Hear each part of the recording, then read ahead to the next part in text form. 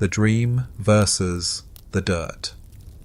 We often picture the Middle Ages through a lens of romance, gallant knights riding across sunlit meadows, maidens weaving garlands of flowers, and stone castles glowing warmly under banners of heraldry. It is the kind of imagery painted on old tapestries, told in Arthurian legends, or revived in the spectacle of Hollywood films. But the first dawn of an ordinary day in medieval Europe shattered these ideals before breakfast. Imagine the rooster crowing, not to a feast hall, but to a smoke-filled hut with a dirt floor, where the air hung heavy with yesterday's cooking fires, and the scent of livestock kept within arm's reach for warmth. The year might be 1250, in a village not far from York, England. At this time, around 85% of the population were peasants tied to land, their lives dictated by the rhythm of seasons and the demands of their lords. The home was not the stone keep of a noble, but a wattle and daub hut, mud and sticks plastered together, thatched roof above, sometimes collapsing under dampness. Shared beds were the rule, not the exception. Parents, children, even servants pressed close for warmth. A visitor today might call it claustrophobic, a place where privacy had not yet been invented. The romantic idea of the medieval morning bell at a church cloister was real enough for monks, but for most, the day began with labour. Villagers rose with the light, often before. Women prepared coarse bread baked days earlier, softened with broth or watered ale. Men trudged to the fields.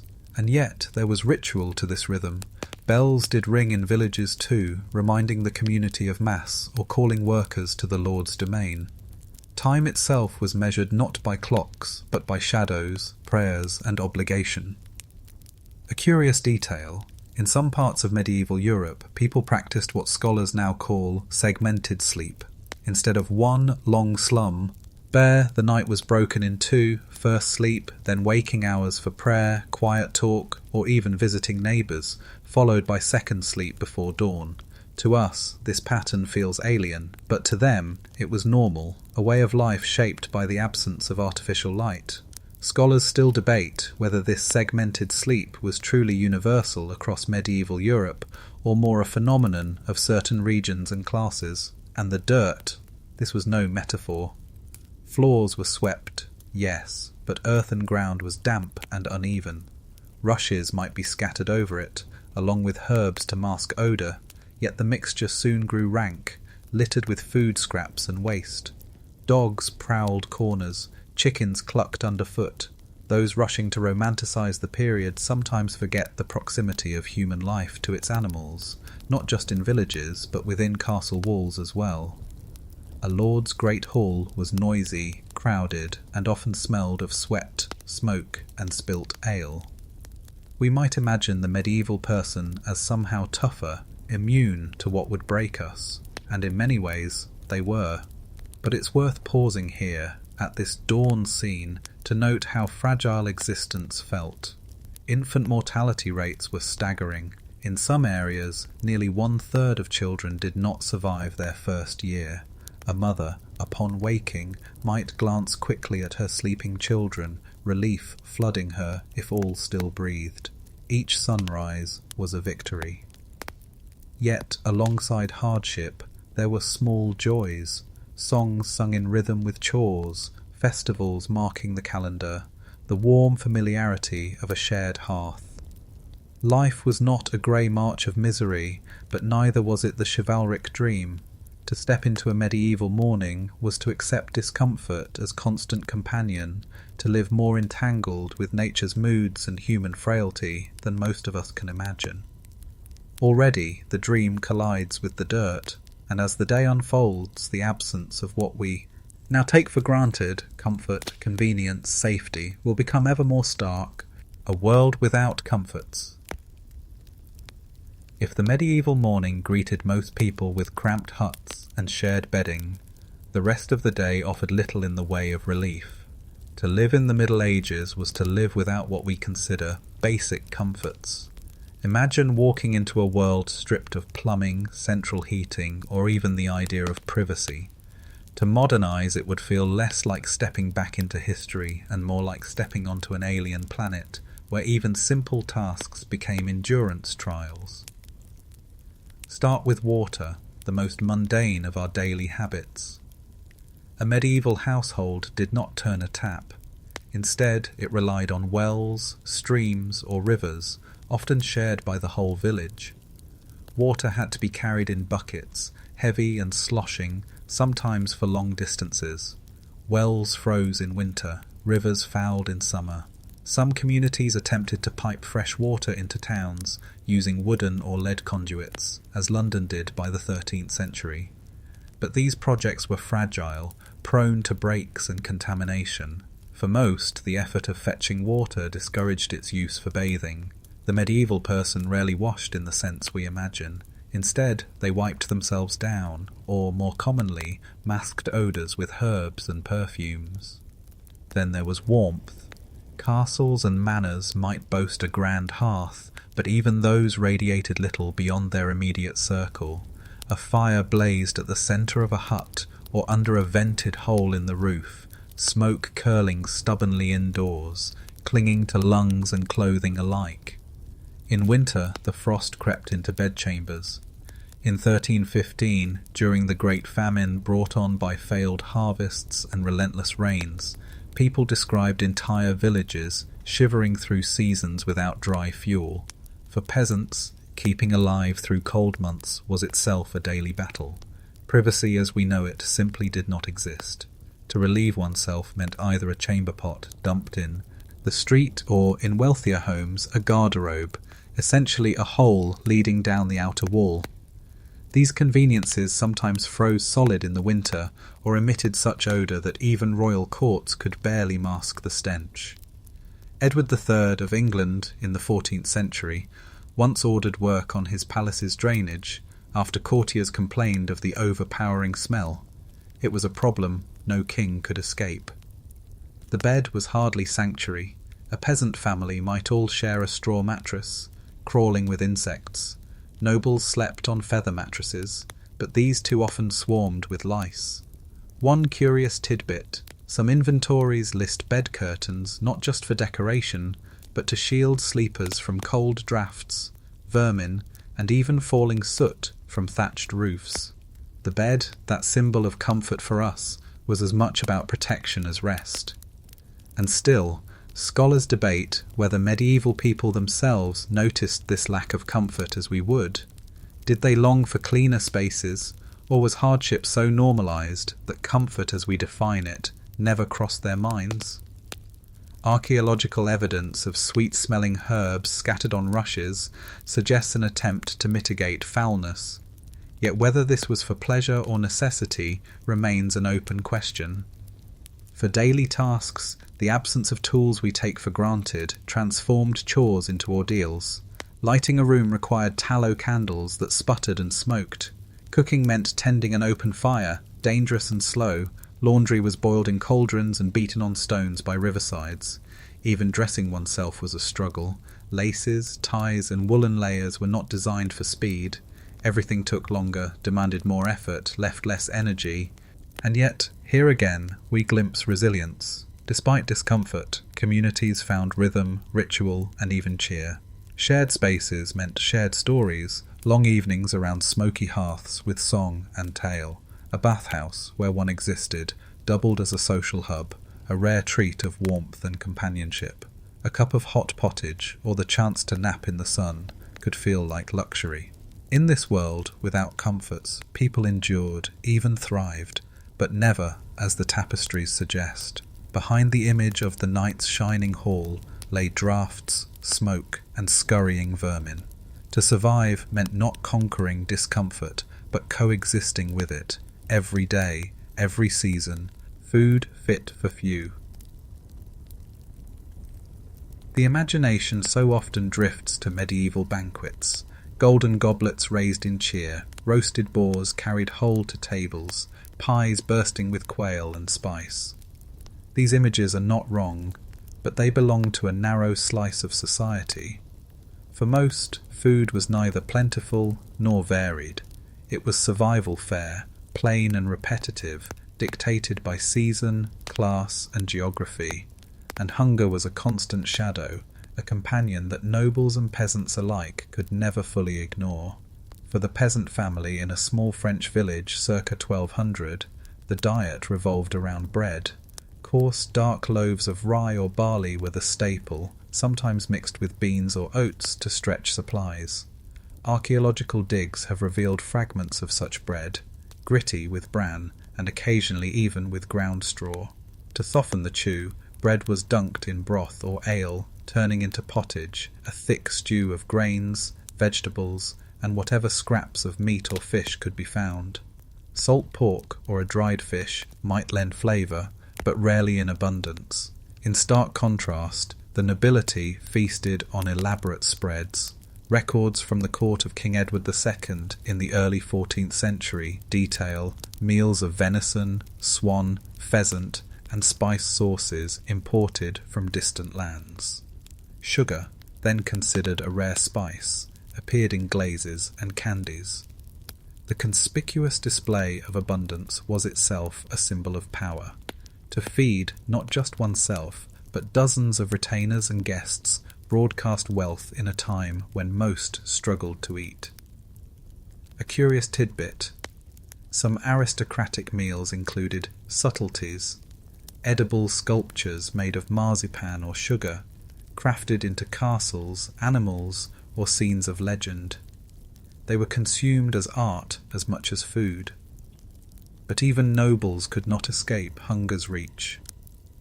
The Great Famine of 1315 to 1317 struck across northern Europe after years of torrential rain ruined harvests.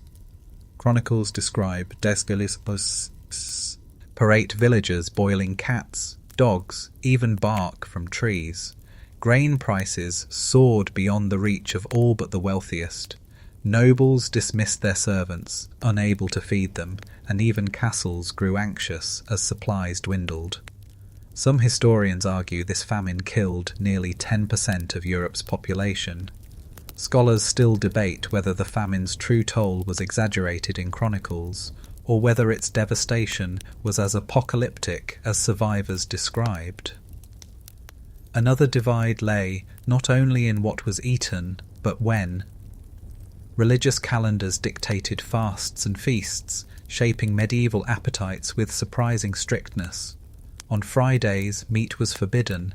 During Lent, dairy, eggs, and animal fats were restricted.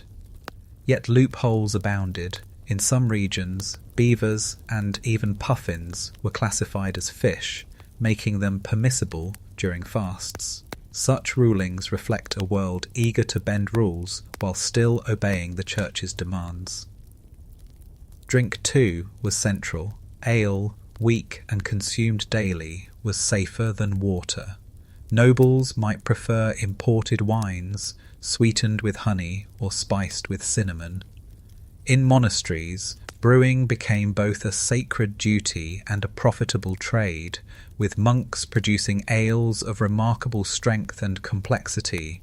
But beyond the tables of kings or abbots, the taste of the Middle Ages was overwhelmingly bland. Spices like pepper, saffron, and cloves were expensive luxuries, arriving via long trade routes from Asia. To eat them was to display status. Meanwhile, peasants flavoured food with onions, leeks, garlic, or herbs gathered from hedgerows. What we might consider a simple garnish was, for them, the main event. And yet, food carried social and emotional weight. Harvest festivals brought relief and celebration. Bread, blessed in churches, marked holy days. To share a loaf was to forge bonds of community. Even meagre meals could become moments of fellowship. Still, we must remember, behind the vision of dripping roasts and brimming goblets lay a harsher truth. Food was never guaranteed, and hunger was a familiar guest. So while feasts dazzled in halls, the ordinary medieval table was more modest. A crust of bread, a pot of broth, and the hope that tomorrow's harvest would not fail. Water, wine, and worms. If bread and pottage anchored the medieval diet, what one drank with it told an equally revealing story. To us, Clean water feels so ordinary, it is invisible. Yet in medieval Europe, water was fraught with risk. Rivers and streams, sources of life, were also sewers, washing away waste from animals, tanneries, and households alike. Wells offered safer supply, but they too could be contaminated. Without germ theory, people did not know why water could make them sick, but they certainly suspected it might. The common solution was simple: avoid it. Instead, people turned to ale, not the robust ales filling modern pubs, but weak, small ale brewed at home in villages across Europe. Its low alcohol content made it safe for children as well as adults, and the brewing process, boiling the water and fermenting the result, killed many pathogens. A household often brewed weekly, women managing the process alongside bread making. By some estimates, an adult peasant might drink 2 to 3 litres of ale a day, more for hydration than intoxication. Wine dominated southern Europe, where the climate favoured vineyards. In France, Italy and Spain, even peasants might have access to sour, thin vintages, while nobles sipped imports aged in oak casks. Wine was sometimes mixed with water or spiced with cinnamon and cloves, not merely for taste, but also to disguise spoilage. By the 13th century, towns like Bordeaux thrived on exporting wine to England, fueling a trade that underpinned medieval economies. And yet, drinks carried danger of their own. A curious tidbit: physicians of the time often warned against drinking cold liquids, believing they upset the body's humours. Lukewarm ale was considered healthier than chilled water. Meanwhile, storage was primitive. Wines could turn vinegary within weeks, and ale soured quickly unless consumed. Refrigeration was unthinkable. The real hazards often lurked unseen. Worm infestations were shockingly common. Children and adults alike might suffer from roundworms or tapeworms, contracted from contaminated food and drink. In 2016, archaeologists excavating a medieval latrine in Lübeck, Germany, found eggs of parasites preserved in the soil, grim testimony to how widespread these infections were. Chronic stomach pain, bloating, and weakness were ordinary features of daily life. Some remedies advised swallowing bitter herbs or wearing amulets to ward off worms, though relief was rare. Still, scholars debate whether medieval people truly distrusted water as much as we imagine. In monasteries, water was essential for ritual washing. In rural villages, fresh spring water was treasured, and documents record efforts to protect wells from pollution. Perhaps it was not outright avoidance, but cautious moderation, with ale and wine supplementing rather than fully replacing water. For the wealthy, drink could be indulgence. Records from a feast held by Philip the Good of Burgundy in 1454 describe fountains flowing with wine and spiced hippocras served in gold cups. These displays were as much about spectacle as sustenance. For the poor, drink was functional, a way to endure labour, keep illness at bay, and share in community brewing. Yet even in celebration, danger lingered. Spoiled ale could sicken, tainted wine could kill, and worms found their way into bodies regardless. To drink in the Middle Ages was to gamble, sometimes with one's health, sometimes with one's life. And so, when we picture medieval villagers raising tankards around the hearth, we must temper the cheer with reality. The ale was weak, the wine unstable, and the water suspect. Hydration was never just a question of thirst, it was a daily negotiation with risk, and the consequences often crawled within. The stench of the streets. Step outside the smoky hut or castle hall, and another assault awaits, the air of a medieval town. To modern nostrils, it would be overwhelming. Streets were narrow, often no wider than 2 carts passing side by side, hemmed in by overhanging timber houses that blocked light and trapped odours. In these lanes, waste was not hidden. It was part of the scenery.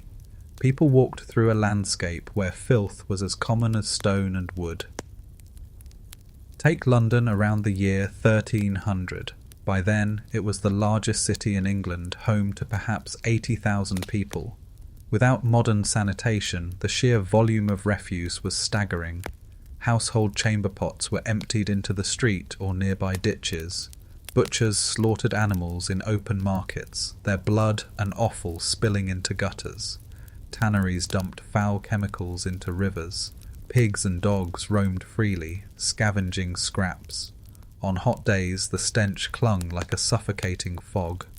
Civic authorities did attempt regulation. A royal ordinance from 1357 forbade butchers from throwing waste into the Thames, commanding them instead to carry it outside the city walls. Similar laws appeared across Europe, evidence that the problem was recognised. Yet enforcement was patchy at best. Complaints in medieval records reveal frustration from neighbours whose alleys had become de facto dumps.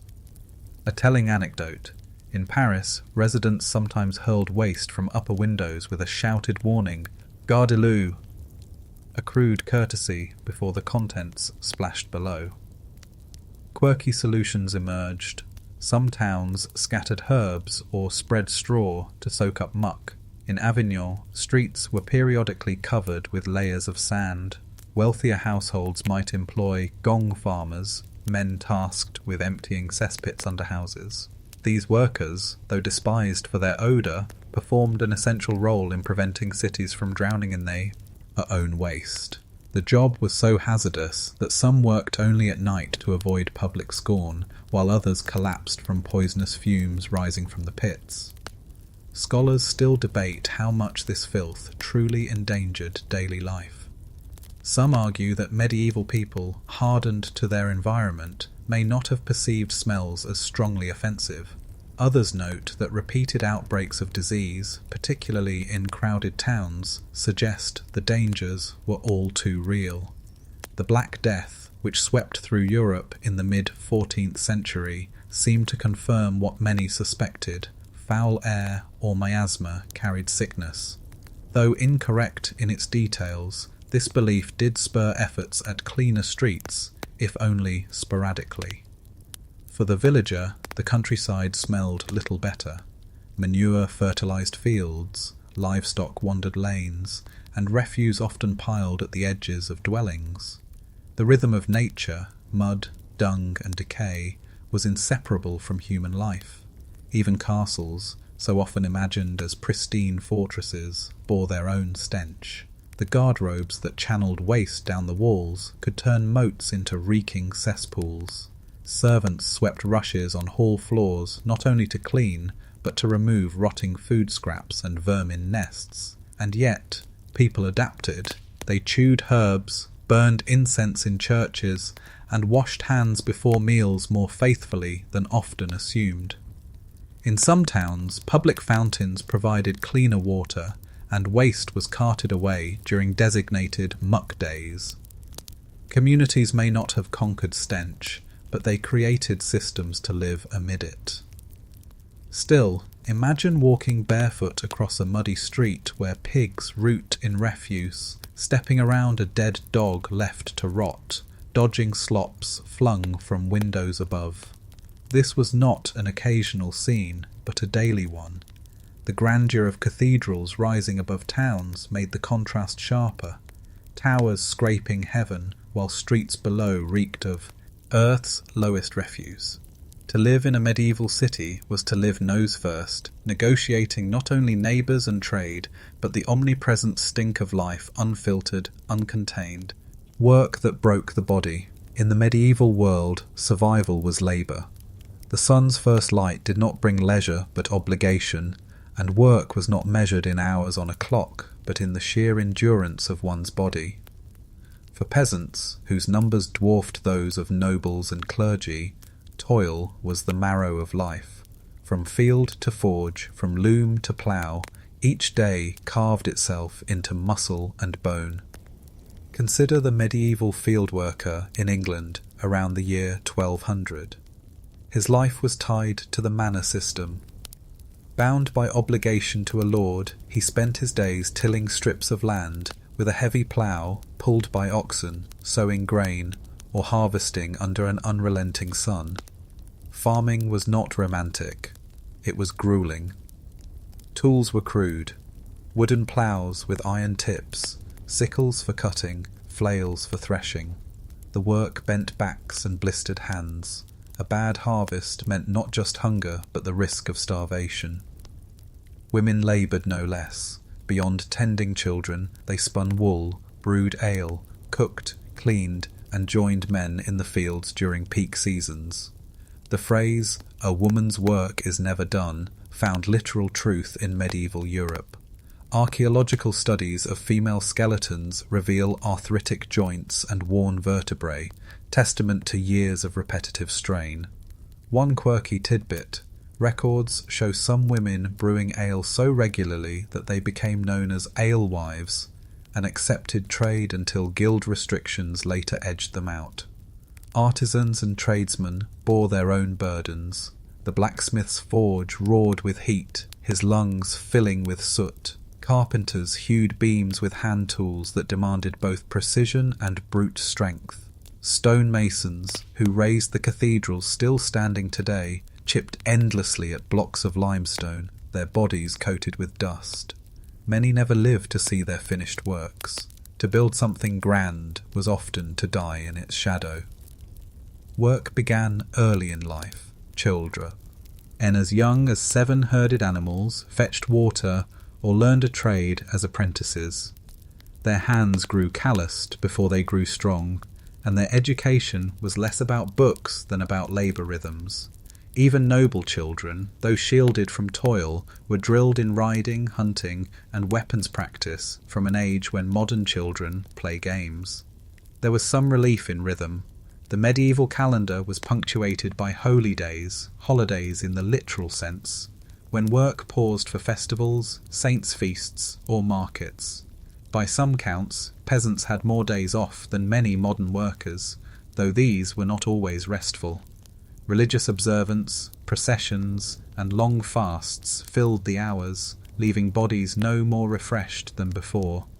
Scholars still debate whether these holidays truly balanced the harshness of toil, or whether the relentless demands of survival overshadowed them. The risks of work were omnipresent. Farming accidents with scythes or animals could cripple. Artisans faced burns, cuts, or collapsed lungs. Without modern medicine, even a splinter that festered might spell death. Chronic malnutrition weakened bones, leaving skeletons marked by stunted growth and early arthritis. A study of medieval remains in York revealed average life expectancy in the mid-30s, not because old age was impossible, but because so many lives were cut short by labour, disease, or accident before they reached it. And yet labour was not only pain, work was also community.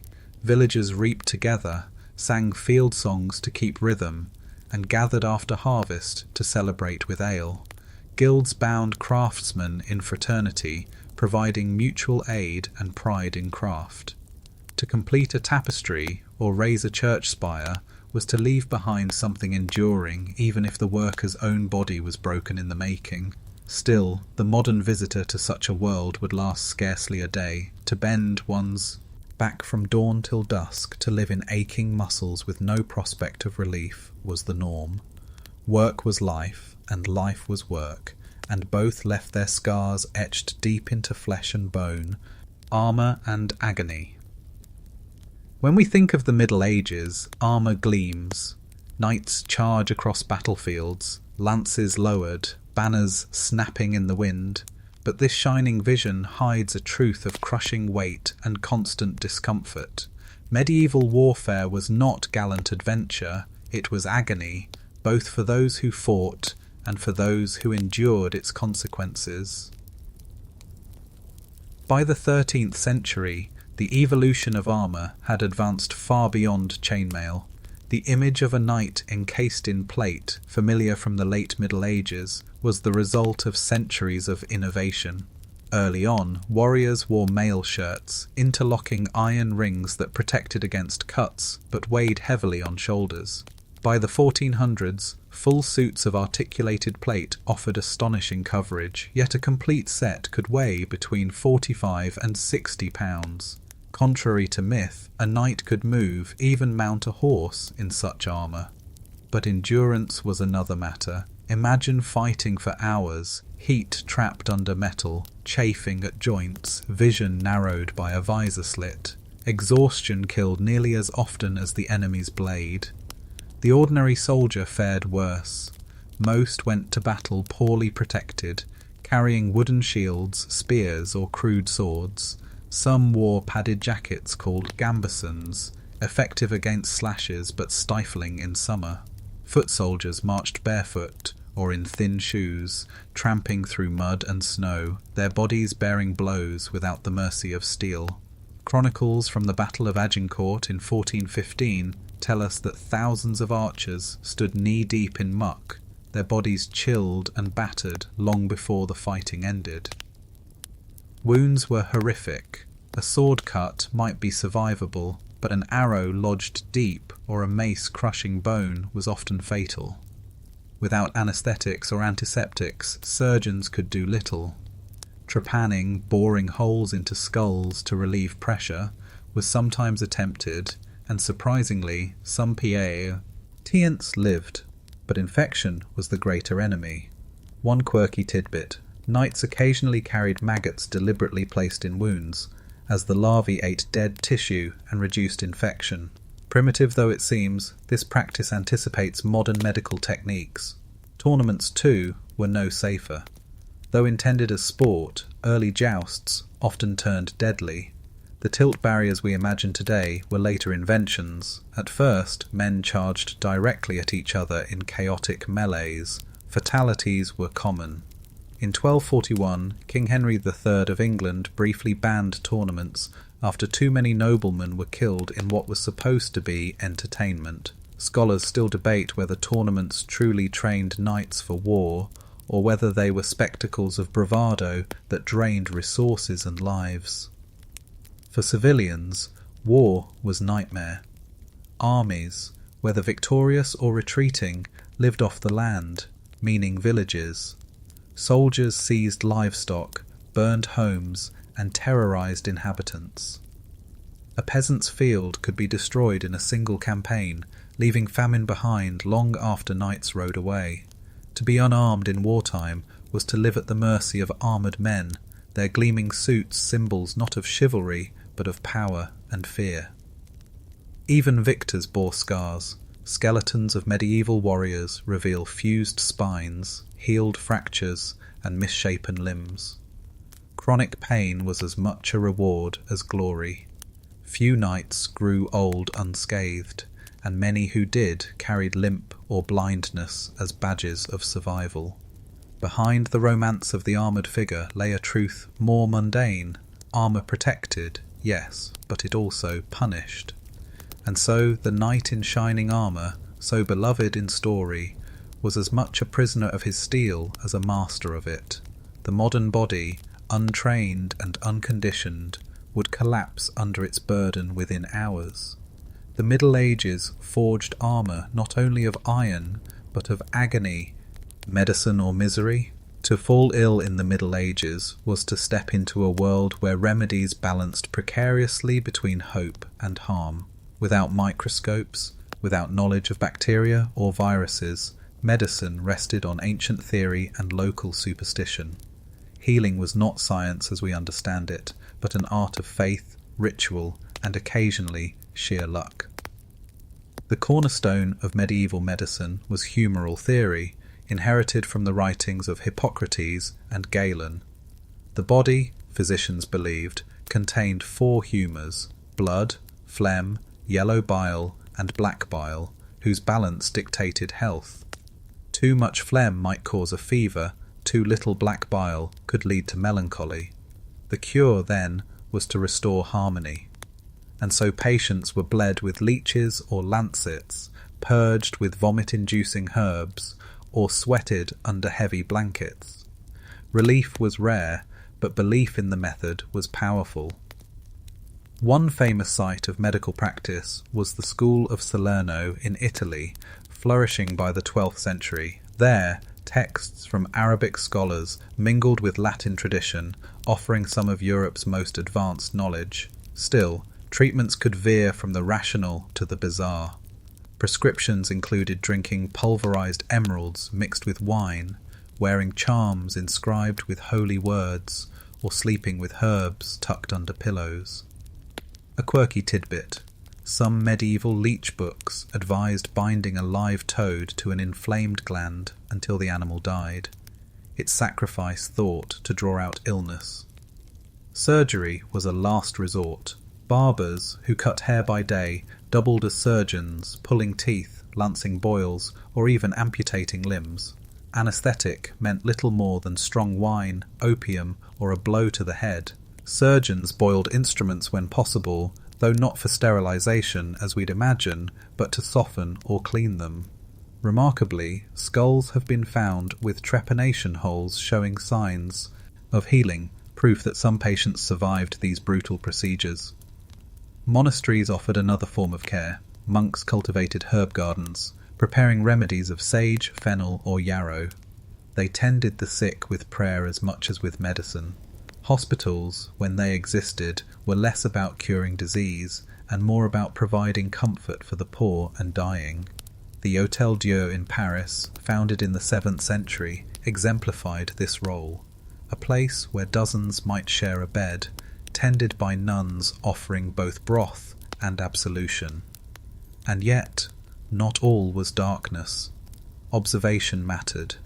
Physicians noted symptoms carefully, recording urine's colour in glass flasks or feeling pulses with practised hands.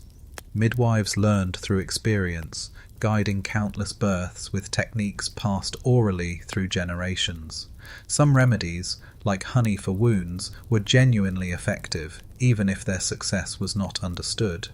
Scholars still debate how much of medieval medicine was superstition versus proto-science, and whether outcomes were truly worse than those of early modern physicians, who often bled and purged patients even more aggressively. Still, fear hovered. Illness was often interpreted as divine punishment. Pilgrimages to holy shrines offered cure as much as prayer. Relics, bone fragments of saints, scraps of cloth, were believed to heal the faithful. For many, faith was the strongest medicine available, and when pestilence struck, overwhelming both prayer and poultice, despair deepened. The reality is that most ailments lingered, worsened, or killed. A toothache could fester into fatal infection. Childbirth ended lives with merciless frequency. A broken leg might mean permanent disability. In this world, medicine was less a shield than a gamble, balancing between tradition, superstition, and the faint beginnings of empirical care. To be sick in the Middle Ages was to endure not only pain, but uncertainty. Each remedy carried as much risk as hope, and the line between healing and misery blurred with every drop of blood spilled in the name of cure, faith, and fear. If work and illness pressed down on medieval life, faith lifted eyes upward, even as it cast long shadows of dread. Religion was not merely belief in the Middle Ages, it was the air people breathed, the calendar they lived by, the rhythm that guided from cradle to grave. To understand medieval existence, one must understand that the church was not a Sunday stop, but the very structure of life itself. Cathedrals soared over towns, their spires visible for miles across the countryside. They were not only places of worship, but centres of community, authority, and identity.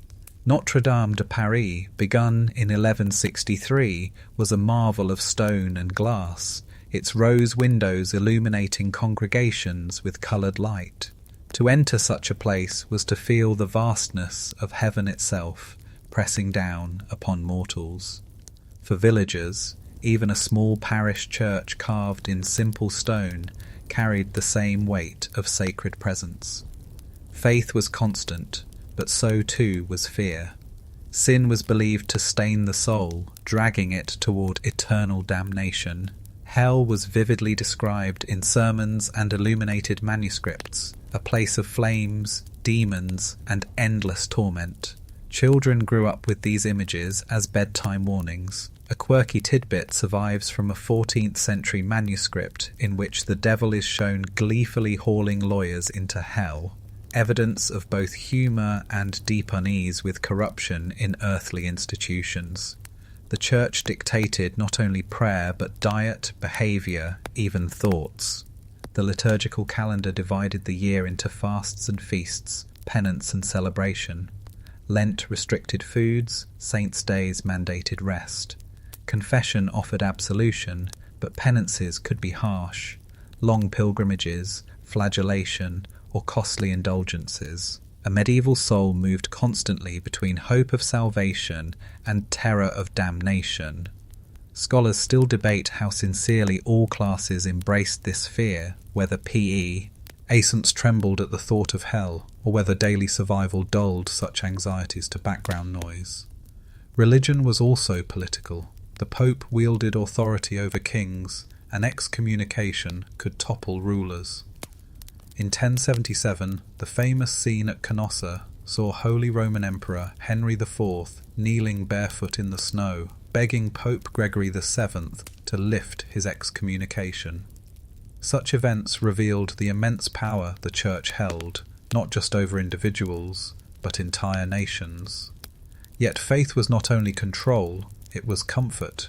The ringing of bells marked time, monks chanted the hours, villagers prayed for good harvests and safe childbirths. Pilgrimages to holy sites like Santiago de Compostela in Spain or Canterbury in England drew thousands, offering both spiritual reward and a chance to see beyond one's village. Relics, whether authentic or forged, provided tangible links to the divine. To touch a saint's bone or a splinter of the true cross was to feel heaven within reach. But lurking beneath was always the reminder of fragility. Death was close, sudden, often without explanation. A fever could carry away a child.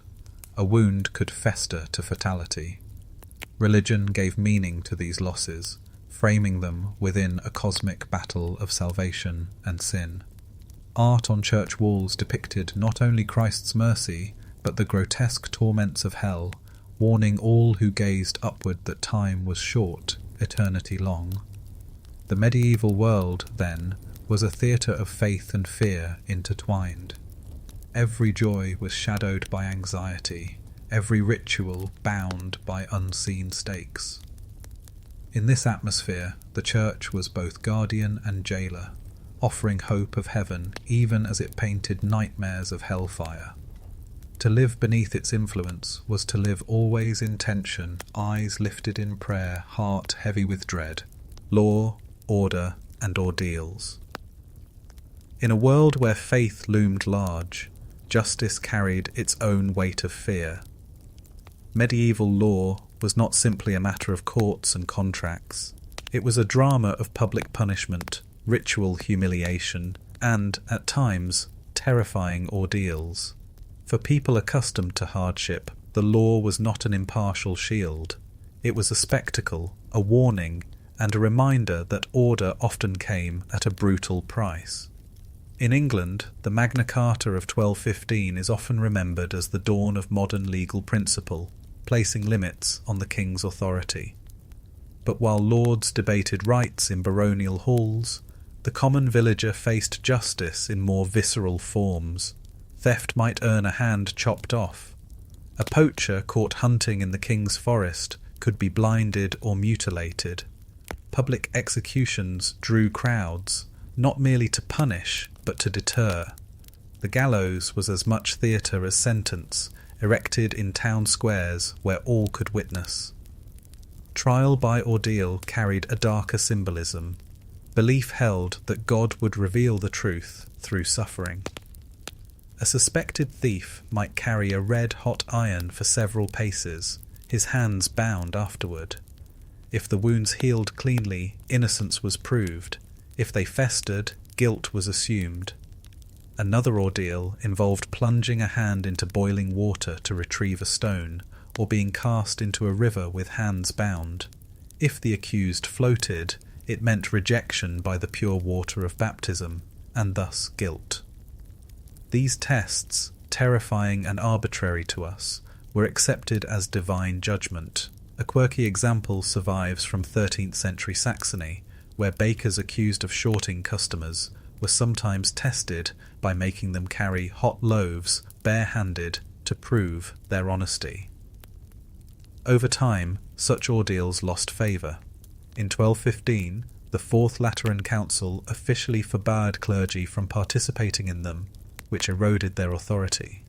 From then on, trials increasingly relied on juries of local men chosen to give verdicts. Yet even juries were steeped in community bias, their decisions as much social consensus as legal truth. Scholars still debate whether this shift truly made justice fairer or simply replaced one ritual with another. Towns developed their own codes.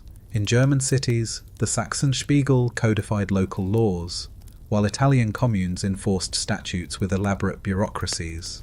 But across Europe, law was still marked by spectacle.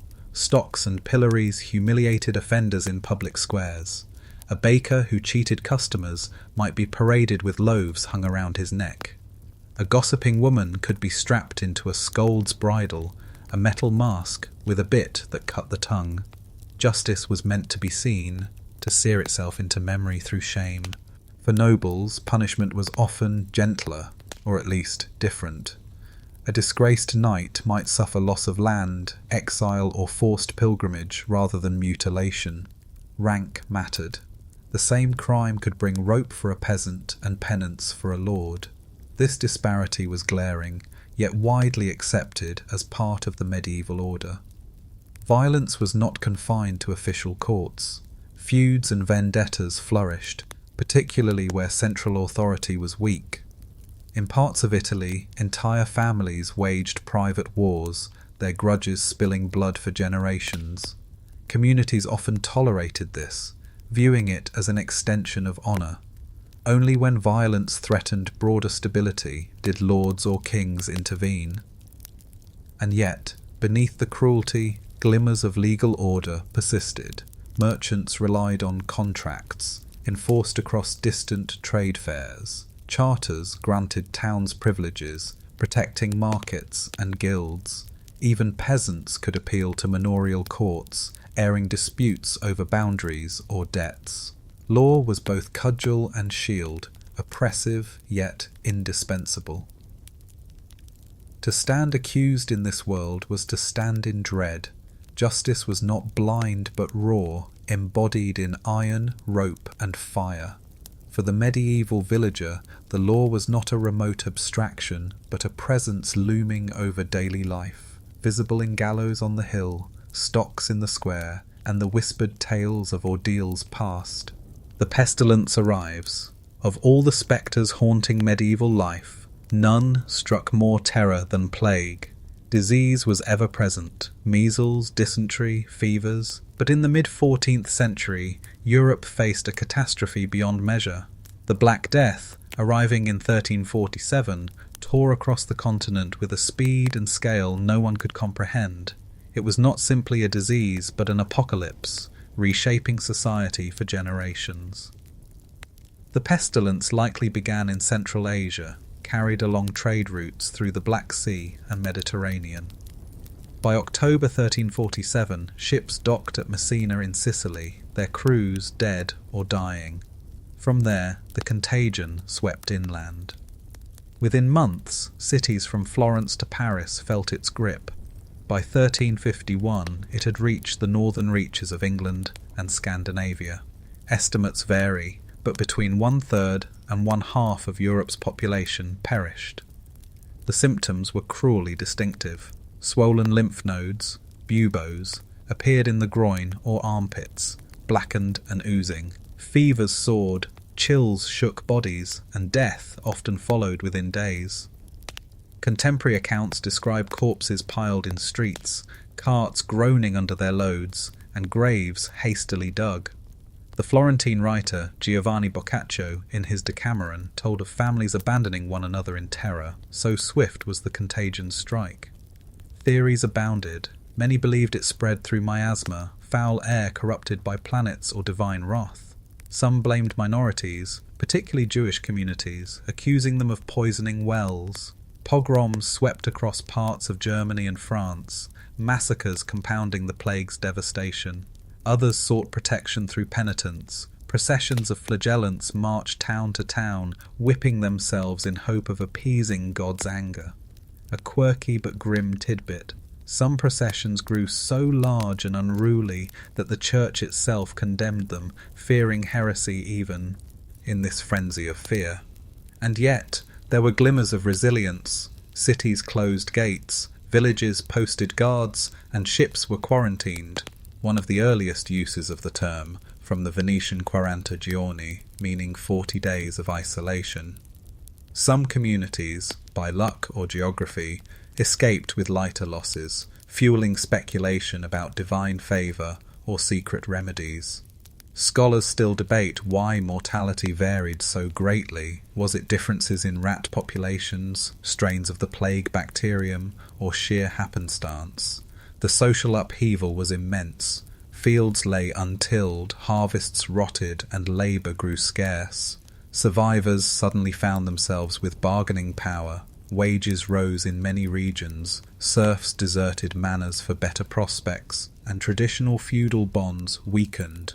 In England, laws such as the Statute of Labourers of 1351 sought to freeze wages at pre-plague levels, but enforcement faltered. The plague had shifted the balance of power. Art and faith bore scars too. Images of the danse macabre, the dance of death, spread across church walls, skeletons leading kings and peasants alike in a grim procession.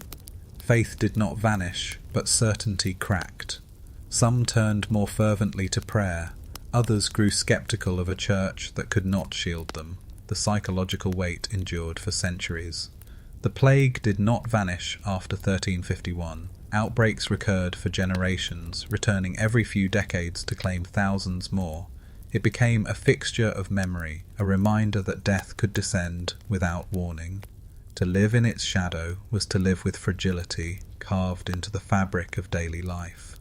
So when we imagine the medieval world, we cannot picture it without the pestilence. It was not merely an event, but a crucible, reshaping bodies, economies, and beliefs. For those who survived, the world was forever changed, the air forever tinged with fear of its return. Winter without warmth. If plague was the terror that swept swiftly through medieval lives, winter was the slow siege that returned each year. For peasants and nobles alike, the cold months were trials of endurance, demanding not bravery but sheer resilience. To live through a medieval winter was to know hunger, darkness, and chill, not as passing discomforts, but as omnipresent realities. Consider a village in northern France around the year 1300. By November, the harvest was gathered and granaries were filled, or not. The bounty of summer determined the fate of winter. If yields were poor, families braced for famine. Bread, already coarse, might be stretched with peas, beans, or even ground acorns. Livestock were slaughtered before the cold, both to provide meat and to avoid the impossibility of feeding them through barren months. The smell of salted pork and smoked fish marked preparation, but scarcity was always close at hand. Warmth was no less precarious. Houses built of timber and thatch leaked heat like sieves.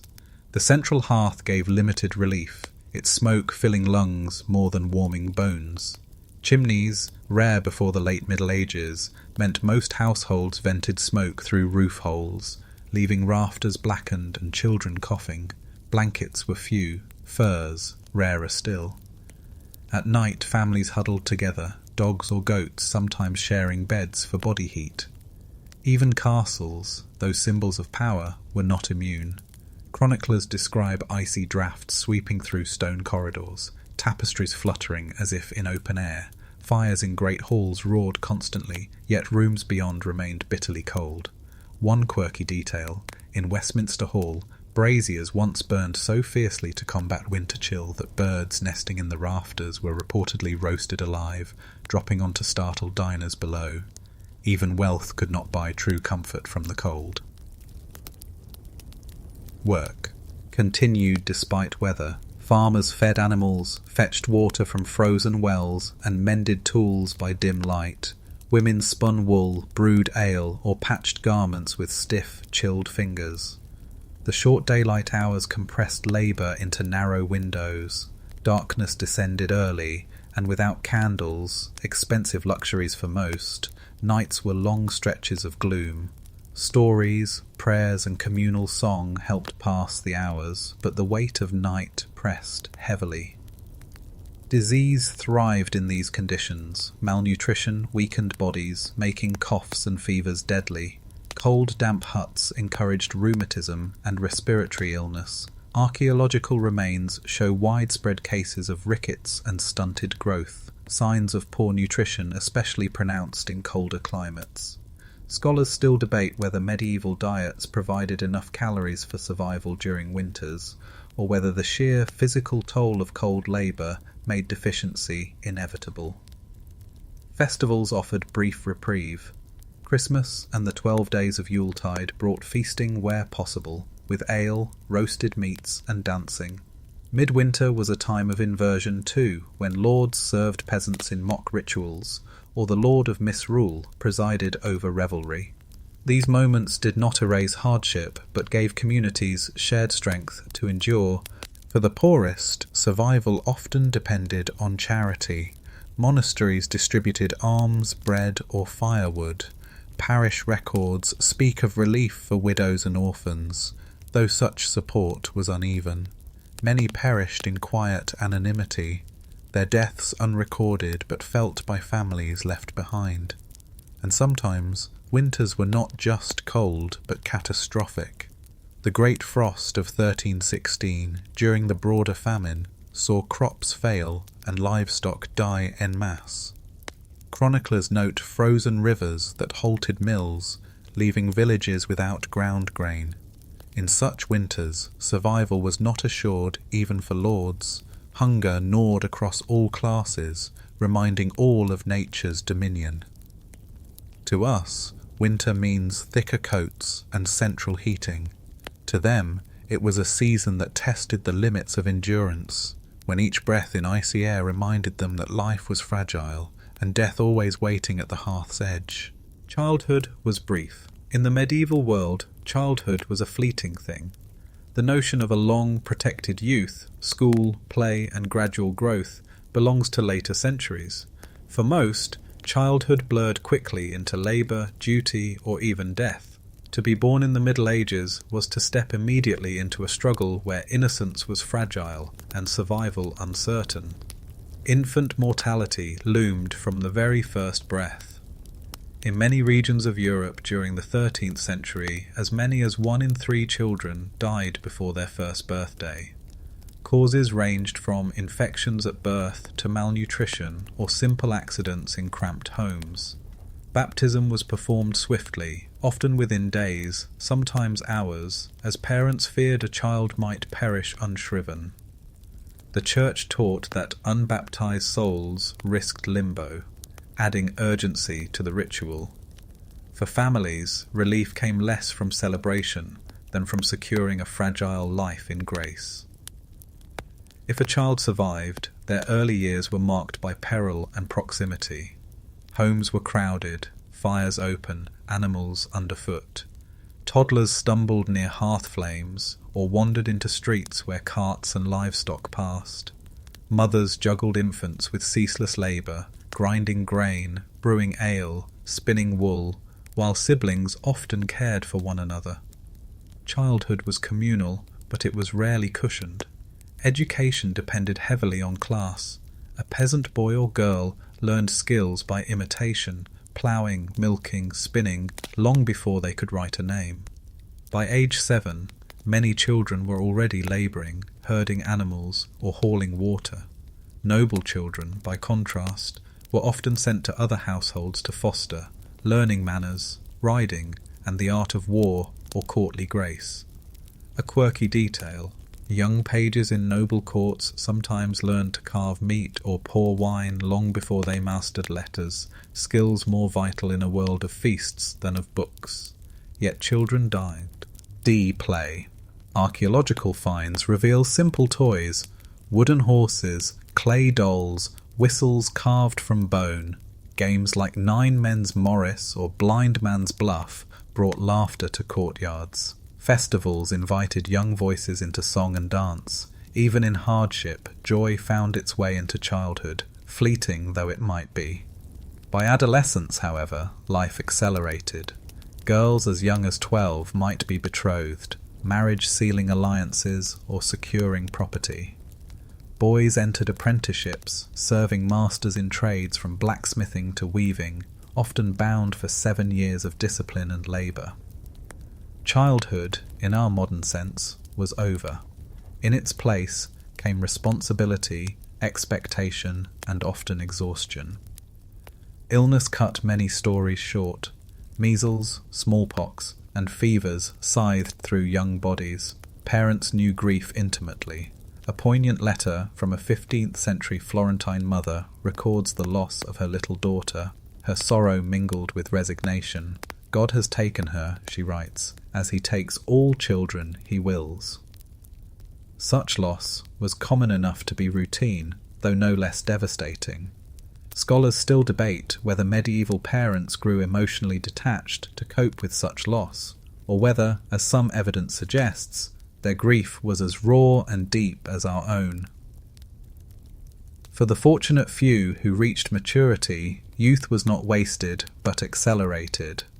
Shakespeare's later line, "the whining schoolboy with his satchel," describes a figure rare outside elite circles. Most medieval boys were far too busy to whine, their backs bent with labour before adolescence ended.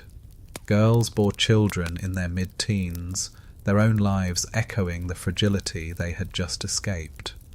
So childhood in the Middle Ages was not the drawn-out season we imagine today. It was a brief passage through danger, laughter, duty, and sometimes joy, but always shadowed by the urgency of survival. For many, it ended most as soon as it began, a woman's world. To be a woman in the Middle Ages was to live within boundaries set by law, custom, and expectation. Her body was seen as both vessel and burden, her work constant, her risks profound. While some carved out influence and independence, most women's lives were framed by roles that left little margin for safety or choice. Marriage defined much of a woman's path. Girls could be betrothed in childhood, with unions sometimes arranged as early as age 12. The Church, by the 12th century, insisted that consent was necessary, but in practice, family alliances and property outweighed affection. Wives entered households as labourers and childbearers, their identities often subsumed into their husbands' names. In England, the doctrine of coverture later formalised this, absorbing a woman's legal identity into her husband's. She could not own property independently, sign contracts, or sue in her own right. Childbirth was both expected and perilous. Without modern medicine, pregnancy carried staggering risks. Midwives guided the process, armed with experience, prayers, and herbs. But infections, obstructed labour, or hemorrhage often proved fatal. A chilling statistic: in some regions, as many as 1 in 3 women died of complications related to childbirth across their lifetimes.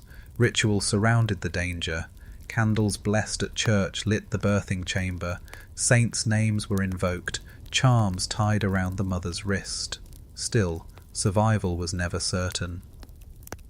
Beyond motherhood, women laboured endlessly. Peasant women worked fields alongside men, hauled water, tended animals, brewed ale, spun wool, and raised children. In towns, some ran shops, sold goods at markets, or joined guilds, though guild membership for women often required widowhood. A quirky tidbit: in Paris, certain trades such as silk weaving and hat making became female-dominated industries, their PR, oducts prized across Europe. These women carved niches of authority in a world that often denied them formal power. Religion offered another outlet. Convents provided education, relative autonomy, and a life beyond marriage. Figures like Hildegard of Bingen in the 12th century became renowned as mystics, writers, and advisors to popes and emperors. Yet, even cloisters were not fully free. Nuns were subject to ecclesiastical authority, and their lives remained constrained by vows of obedience and chastity. Scholars still debate whether the convent was a refuge from patriarchy or simply another cage gilded with prayer. The legal system reflected gender's inequities. Women accused of crimes faced public shaming punishments, like the ducking stool or the scold's bridle. Witchcraft accusations disproportionately targeted women, particularly widows or healers whose knowledge of herbs made them suspect. Though witch hunts peaked in later centuries, seeds were already present in medieval superstition. Yet there were exceptions that broke the mould. Queens like Eleanor of Aquitaine wielded extraordinary influence, manoeuvring politically across France and England. Women merchants like Marjorie Kempe of 15th century England left behind vivid autobiographies detailing spiritual visions and business ventures alike. In Italy, Christine de Pizan wrote works defending women's intellect, challenging stereotypes centuries ahead of her time. These figures remind us that a woman's world was not monolithic, but varied, punctuated by rare sparks of defiance. Still, for the vast majority, life was defined by endurance. A woman's body bore the weight of childbirth, her hands the marks of labour, her voice often muted by law and expectation. She was indispensable to the functioning of household and community, yet seldom recognised in chronicles or monuments. To walk in her shoes would be to know constant toil, constant risk, and limited agency. And yet, within those limits, women carved spaces of resilience, songs sung at the hearth, networks of midwives, trades plied in markets. Their world was circumscribed, but their presence was everywhere, silent pillars holding up the fragile scaffolding of medieval life, the myth of the good old days. By now, the world we've stepped into looks very different from the painted romance of medieval lore, and yet, despite the dirt, the danger, the hunger, the toil, something curious happens in our imagination. We look backward and gild it with nostalgia. The Middle Ages become the good old days, a time of simplicity, honour, and community. But history, when peeled back, reveals that this golden sheen is more illusion than truth. The myth owes much to storytelling. Medieval romances, like the tales of King Arthur or the Song of Roland, were never meant as realism. They were ideals, moral landscapes draped in shining armour and courtly love. Centuries later, Victorians revived these images with Gothic novels and neo-medieval architecture, crafting a Middle Ages of knights and damsels that never truly existed.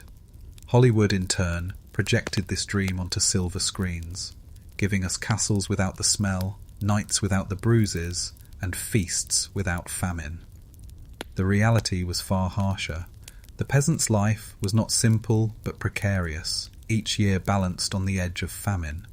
Knights fought not only for honour but for plunder, and warfare meant devastation for civilians. Women bore children under constant threat of death, and children themselves grew into labourers before they knew adolescence.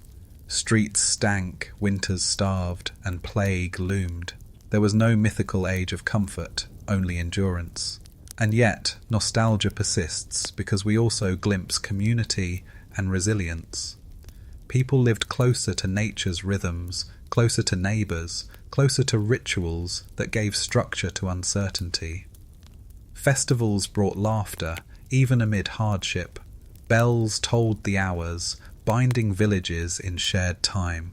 There was beauty in stained glass, in manuscripts painstakingly illuminated by candlelight, in songs carried through smoky halls.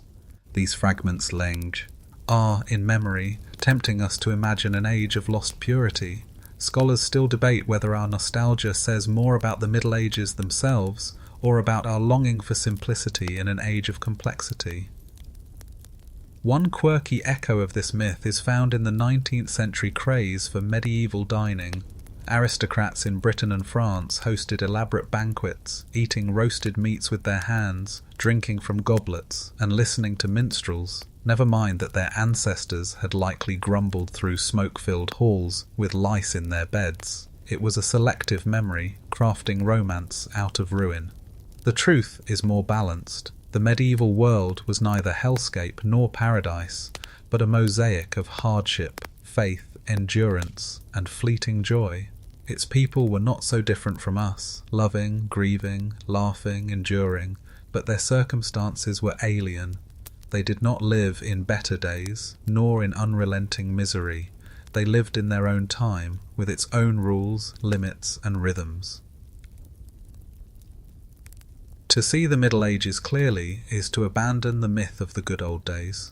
It is to honour not the fantasy, but the reality, a world where survival itself was a triumph, where beauty coexisted with filth, where humanity endured under conditions that would break most of us within hours. The Middle Ages were not golden, they were human. Conclusion. And so our journey ends. We began with dreams of knights and castles, of noble feasts and enchanted forests, but we have walked through huts of mud, down streets of stench, into fields of toil, halls of smoke, and winters of hunger. We have stood at gallows, prayed in cathedrals, and watched as plague carts rolled by. The Middle Ages were not a place for our fantasies, they were a crucible of survival. Yet within this crucible lived resilience. People carved joy from hardship, found meaning in ritual, and built cathedrals that still soar today. They endured, and in their endurance they left us a mirror, a reminder of how fragile and how persistent human life can be. So when we hear of the good old days, perhaps it is worth remembering those days were neither good nor old, but lived one difficult dawn at a time.